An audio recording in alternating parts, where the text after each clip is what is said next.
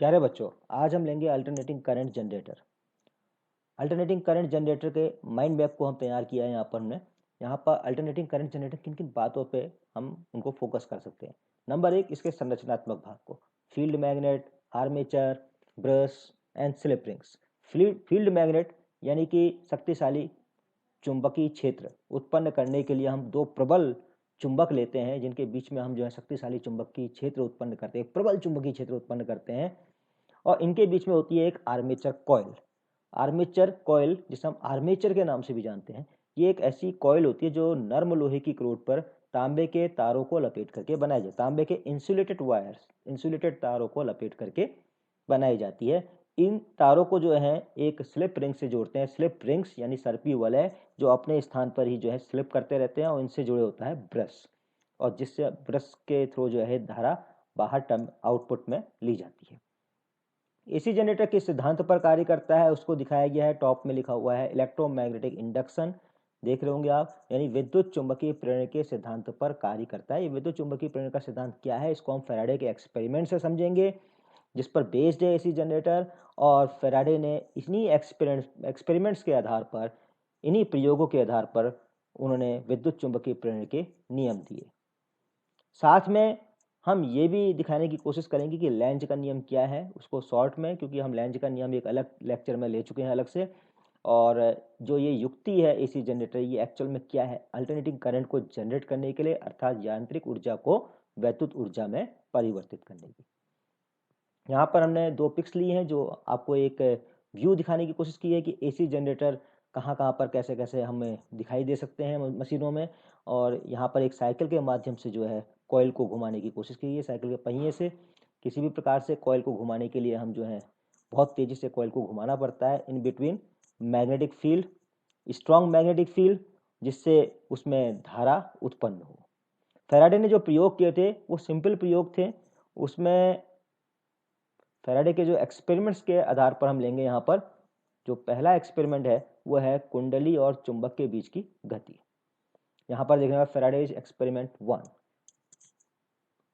Faraday experiment 1, जब चुंबक को हमने स्थिर रखा, जब चुंबक को जो है फैराडे ने स्थिर रखा था, कहा कि कोई धारा नहीं बह रही है, पर जब चुंबक को हम कुंडली के पास में लाते हैं तो गैल्वेनोमीटर में डिफ्लेक्शन देखा गया।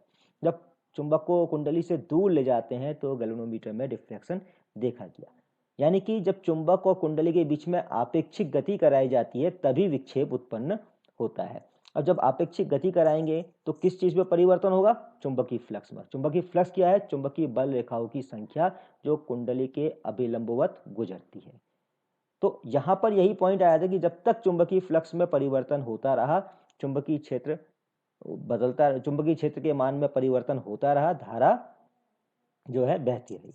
और जहां चुंबकीय फ्लक्स के मान में परिवर्तन नहीं हुआ वहां पर धारा स्थिर हो गई, मतलब धारा नहीं बह रही, उसमें धारा नहीं बह रही।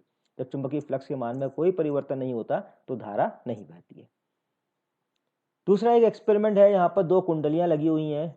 एक कुंडली को हमने कनेक्ट किया है बैटरी और कुंजी से, दूसरी कुंडली को गैल्वेनोमीटर से। तो एक में जैसे ही कुंजी को दबाते हैं तो गैल्वेनोमीटर में डिफ्लेक्शन देखा गया, और कुछ देर बाद जो है गैल्वेनोमीटर में जो डिफ्लेक्शन है वो जीरो हो गया। ऐसे ही जब कुंजी को ओपन करते हैं तो डिफ्लेक्शन देखा गया, बट इन अपोजिट डायरेक्शन, यानी धारा की दिशा बदल गई, और फिर कुछ देर बाद गैल्वेनोमीटर में डिफ्लेक्शन जीरो हुआ। इसके आधार पर इलेक्ट्रोमैग्नेटिक इंडक्शन की डेफिनेशन बनी। वह घटना जब किसी कुंडली से बद्ध चुंबकीय फ्लक्स में परिवर्तन के कारण वैद्युत धारा प्रवाहित होती है तो इसे हम वैद्युत चुंबकीय प्रेरण कहते हैं। और फैराडे के जो नियम है वो प्रथम नियम कि जब किसी वैद्युत परिपथ से बद्ध चुंबकीय फ्लक्स में परिवर्तन हो रहा होता है तो वैद्युत परिपथ में एक प्रेरित विद्युत वाहक बल उत्पन्न हो जाता है, जिस कारण परिपथ में वैद्युत धारा प्रवाहित होने लगती है। और ये तब तक प्रवाहित होती रहती है जब तक कि चुंबकीय फ्लक्स में परिवर्तन होता रहता है। और इसका मान, प्रेरित विद्युत वाहक बल का मान चुंबकीय फ्लक्स के परिवर्तन की ऋणात्मक दर के बराबर होता है। इस आधार पर एक फॉर्मूला, सूत्र का निगमन किया गया है, E equal to minus N D phi upon D T, जहाँ एन क्या है, कुंडली में तार के फेरों की संख्या, और D phi upon D T flux परिवर्तन की समय दर, यानी समय के साथ फ्लक्स में परिवर्तन कैसे हो रहा है। अगर फ्लक्स में परिवर्तन ज़्यादा होगा कम समय में तो ईएमएफ का मान भी ज़्यादा होगा, और अगर कम होगा तो ईएमएफ का मान कम होगा। किसी परिपथ में, दूसरा नियम जो है, किसी परिपथ में प्रेरित विद्युत वाहक बल अथवा प्रेरित धारा की दिशा सदैव ऐसी होती है कि ये उस कारण का विरोध करती है जिससे कि स्वयं उत्पन्न होती है। और ये नियम लेंज के नियम से जाना जाता है और बहुत इंपॉर्टेंट है क्योंकि ये ऊर्जा संरक्षण के सिद्धांत पर आधारित है। जब ऊर्जा संचित होगी तभी ऊर्जा खर्च भी होगी, ऊर्जा व्यय होगी। एनर्जी जब स्टोर होगी तभी हम कहेंगे कि एनर्जी रिलीज हो रही है। तो विद्युत ऊर्जा हमें जब प्राप्त हो रही है तो कहीं ना कहीं ऊर्जा जो है संचित हो, और इसके आधार पर भी हम दिशा का ज्ञान करते हैं कि धारा में दिशा किस दिशा में प्रवाहित हो रही होगी, लेंज के नियम से भी। और उसके बाद एक फ्लेमिंग्स का राइट हैंड रूल भी आया, फ्लेमिंग का दाएं हाथ का नियम। उसके आधार पर भी हम प्रेरित धारा की दिशा ज्ञात करते हैं कि प्रेरित धारा की दिशा क्या होगी जब हम कुंडली को चुंबकीय क्षेत्र के मध्य घुमाते हैं। यहाँ पर हमने कुंडली को घुमाने का वाला वो लिया है कि कुंडली ABCD है, उसको चुंबकीय क्षेत्र में घुमाया जा रहा है। सपोज किसी क्षण जो है कुंडली का जो अभिलंब है वो चुंबकीय क्षेत्र से थीटा कोण बनाते हुए स्थित है। थीटा कोण बनाते हुए कुंडली को हम घुमा रहे हैं ओमेगा, ओमेगा यानी एंगुलर वेलोसिटी, कोणीय वेग से घुमाया जा रहा है। तो थीटा बराबर क्या हो गया, ओमेगा टी। अब एक कंपोनेंट लिया है, अभिलंबवत कंपोनेंट क्या होगा, क्योंकि वो अभिलंबवत कंपोनेंट जो है थीटा कोण बनाते हुए स्थित है कुंडली का तल, तो अभिलंबवत कंपोनेंट क्या होगा, बी कॉस थीटा। तो बी कॉस थीटा यहाँ पर हम लिखा है phi equal to B A cos theta on differentiating, यानी कि उसका अवकलन किया with respect to time, D phi upon D T निकाला, B A D cos theta upon D T, जहाँ थीटा बराबर है ओमेगा टी, ओमेगा हो गया कोणीय वेग, और D phi upon D T बराबर B A D cos omega T upon D T. जो मैथमेटिक्स वाले हैं वो इसको आसानी से समझ सकते हैं कि कॉस ओमेगा टी का जो डिफ्रेंशिएशन होता है, जो अवकलन होता है, वो होता है minus omega sine omega T. इस आधार पर जो निकल के आया D phi upon D T बराबर minus B A omega sine omega T.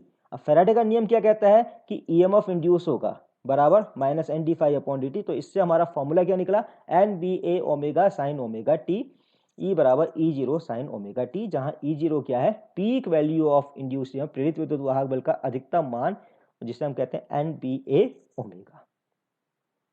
आइए एक एक्टिविटी के जरिए इसको देखते हैं जिसको हमने जियोजेब्रा से लिया है। उस एक्टिविटी के माध्यम से देखने की कोशिश करते हैं। यहाँ पर देख रहे होंगे आप कि हम कुंडली को सपोज ये घुमा रहे हैं, ये देखिए टर्न करा रहे हैं इसको चुंबकीय क्षेत्र में, तो इसमें प्रेरित विद्युत वाहक बल का ग्राफ दिखाया गया ऊपर। आप निकाल सकते हैं ई बराबर E zero sine omega T से भी। जब साइन ओमेगा टी यानी थीटा, थीटा बराबर omega T sine, theta 0 degree हो तो साइन 0 बराबर 0 होगा, तो ई बराबर 0, प्रेरित विद्युत वाहक बल का मान 0 होगा। थीटा 0 कब होगा, जब अभिलंब जो है चुंबकीय क्षेत्र की दिशा में होगा। तो चुंबकीय क्षेत्र की दिशा में कब होगा, जब ये 90 डिग्री पर होगा। ये जब कुंडली का तल जो है चुंबकीय क्षेत्र के लंबवत होगा, ये भी ध्यान दीजिएगा, तब थीटा 0 होगा। ये घुमा दिया, यहाँ पर थीटा 0, ऐसे ही घुमा दिया आगे, अगले पोर्शन में आगे आते तो वहां पर थीटा 0। तो और जब कुंडली का तल जो है चुंबकीय क्षेत्र के समांतर है तो थीटा 90 डिग्री है, ई बराबर ई जीरो साइन 90, तब क्या होगा, मैक्सिमम विद्युत वाहक बल उत्पन्न होगा। तो इस ग्राफ में इसको शो करने की कोशिश की है। यहाँ पर जियोजेब्रा के माध्यम से ये एक्टिविटी को लिया है, जियोजेब्रा एप्लीकेशन से। यहाँ देख रहे होंगे आप मैक्सिमम अल्फा बराबर 0, अब धीरे धीरे हम बढ़ाते गए, अभी यहाँ पर 0 था, अब चुंबकीय फ्लक्स के मान में वृद्धि होने लगी, तो प्रेरित धारा इसका विरोध करेगी वृद्धि का, तो जो है प्रेरित विद्युत वाहक बल जो है नेगेटिव साइड में घटने लगा, और फिर ये यहाँ पर 0 हो गया। 0 कहाँ पे हुआ, 90 डिग्री पर अभिलंबवत। अब इसको ये भी कह सकते हैं कि यहाँ पर चुंबकीय फ्लक्स का मान बहुत ज्यादा कर दीजिए, 0 कोई चुंबकीय फ्लक्स का मान अधिकतम है और परंतु उसके परिवर्तन न्यूनतम है। चुंबकीय फ्लक्स के मान में समय के साथ परिवर्तन न्यूनतम है, इसलिए EMF भी क्या है, न्यूनतम है, और 90 डिग्री पर क्या है, 0। अब धीरे धीरे आगे बढ़ाते जाएंगे तो हमें यहीं पर मैक्सिमम मिलेगा जब ये 180 डिग्री घूम जाएगा। अब जब ये 180 डिग्री घूमा है, यहाँ पर यहाँ ध्यान दीजिएगा 180 डिग्री जब कोण हो गया, पूरा कुंडली 180 डिग्री घूम गई है, उस स्थिति में फिर जो है तल जो है चुंबकीय क्षेत्र के समांतर हो गया, अभिलंब जो है 90 डिग्री हो गया, साइन 90 इक्वल टू 1, अभी फिर मैक्सिमम हो गया। अब हम मैक्सिमम से 0 की ओर लाए हैं चुंबकीय फ्लक्स के मान में परिवर्तन, तो यहाँ पर हमें अधिकतम प्रेरित विद्युत वाहक बल विपरीत दिशा में, ऋणात्मक दिशा में प्राप्त हुआ है। इसी तरह हम आगे बढ़ते जाएंगे, अब ये चुंबकीय फ्लक्स के मान में वृद्धि होने लगी और फिर ये आगे जाके फिर मैक्सिमम, तो मैक्सिमम कब मिल रहा है? जब चुंबकीय कुंडली क्या है, चुंबकीय क्षेत्र के समांतर है, और क्योंकि यहाँ पर न्यूनतम कब मिल रहा है? जब कुंडली का तल चुंबकीय क्षेत्र के लंबवत है। दोनों कंडीशन को एक बार फिर देख लीजिए। देखिए यहाँ पे मैक्सिमम कब मिल रहा है? जब कुंडली का तल चुंबकीय क्षेत्र के समांतर है। अभिलंब जो है चुंबकीय क्षेत्र के 90 डिग्री पर है, ये 90 डिग्री। अभिलंब क्या है? चुंबकीय क्षेत्र की दिशा में है, और तल क्या है? लंबवत है। तो हमें क्या मिल रहा है? ये यहाँ पर हमें 0 मिल रहा है। देखिए आगे एक लाल पॉइंट भी यहाँ पर देख रहे होंगे आप, ये रेड पॉइंट, ये पोजीशन को दिखा रहा है, इस समय की पोजीशन को वो बढ़ाता जा रहा है। ये मैक्सिमम, फिर ये 0, फिर ये मैक्सिमम। एक बार फिर से देखिए, मैक्सिमम 0, वो जो रेड पॉइंट है ग्राफ में वो मूव कर रहा है नीचे की ओर 0 पर। तो कुंडली की स्थिति क्या है? वो साफ दिख रही है, लंबवत है, चुंबकीय क्षेत्र के लंबवत है। और जब ये मैक्सिमम में आया तो चुंबकीय क्षेत्र के समांतर है। फिर ये 0 में आया तो चुंबकीय क्षेत्र के लंबवत। तो इनसे हम कुछ बातों को हम यहाँ पर कंक्लूजन निकाल सकते हैं, निष्कर्ष निकाल सकते हैं कि जब हम रोटेट कर रहे हैं तो जहाँ पर चुंबकीय क्षेत्र के तल जो है कुंडली का चुंबकीय क्षेत्र के समांतर है, तो वहाँ पर हमें अधिकतम प्रेरित विद्युत वाहक बल प्राप्त होता है। और दूसरे शब्दों में ये भी कह सकते हैं कि वहाँ पर चुंबकीय फ्लक्स परिवर्तन की दर सबसे ज़्यादा है, दर अधिक है, इस कारण प्रेरित विद्युत वाहक बल भी अधिकतम है। और जब हम ले रहे हैं चुंबकीय क्षेत्र के लंबवत कुंडली का तल, तो वहाँ पर चुंबकीय फ्लक्स में परिवर्तन की दर क्या है? न्यूनतम है, और वहाँ पर हमें प्रेरित विद्युत वाहक बल क्या होता है? सब बच्चों, हमने यहाँ पर इस एक्टिविटी को समझा और यहाँ पर ही हम इसको समाप्त करते हैं।